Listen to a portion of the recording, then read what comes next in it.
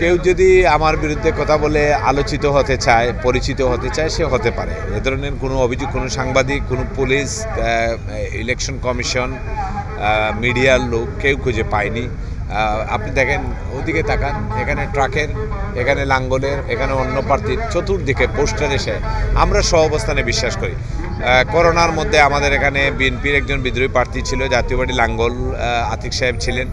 দুইজনই ডিসি অফিসে বলেছেন যে সিলেট 3 নির্বাচন এটি মডেল নির্বাচন, রাজনৈতিক সহাবস্থানের বিষয় নিয়ে। তা আমরা রাজনৈতিক সহাবস্থানে বিশ্বাস করি। গণতান্ত্রিক পদ্ধতিতে অনেকেই নির্বাচন করবে, নির্বাচন দাঁড়াবে, জনগণ যাকে ভোট দিবে সেই তো এমপি নির্বাচিত হবে। এখানে এটা বুয়া, এই বুয়া কিছু খবর এগুলা বলতেছে। দেখেন, পেশি শক্তির নির্দেশনা যদি হতো, নির্বাচন কমিশন এবারে অত্যন্ত কঠোর। কালকেও দেখলাম কোন জেলার ডিসি সাহেবকে প্রত্যাহার করেছে, আমাদের ওসি সাহেবদের প্রত্যাহার করছে, ইউএনওদের করছে।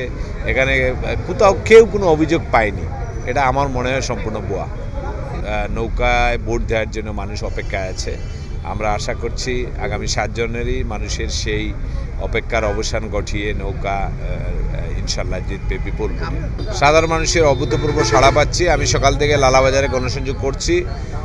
রাস্তা থেকে আমাদের গাড়ি দেখে আমাদের মা বোনেরা, আমাদের ভোটাররা এবং বিশেষ করে আজকের প্রতিটা গণসংযোগে এবং উঠান বৈঠকে আমাদের মহিলাদের সরব উপস্থিতি আমাকে মুগ্ধ করেছে।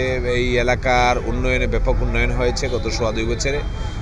বিশেষ করে এই যে বাজার যেটি, এটি 6 লেন আমি এক্সটেনশন করে পাড়াই চক পর্যন্ত নিয়ে যাচ্ছি, যেটা সমাপ্ত হওয়ার কথা ছিল এখানে বাইপাস পর্যন্ত। তো এই উন্নয়ন এবং ওইখানে লালাবাজার ব্রিজের কাজ শুরু হয়েছে।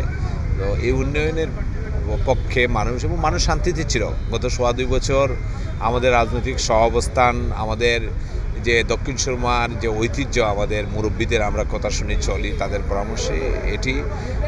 এই কারণে আমরা আশা করছি গতবারের যে উপনির্বাচনে যে ভোট পেয়েছিলাম করোনার মধ্যে, তার চেয়েও বেশি ভোটে ইনশাল্লাহ আমরা জিতব।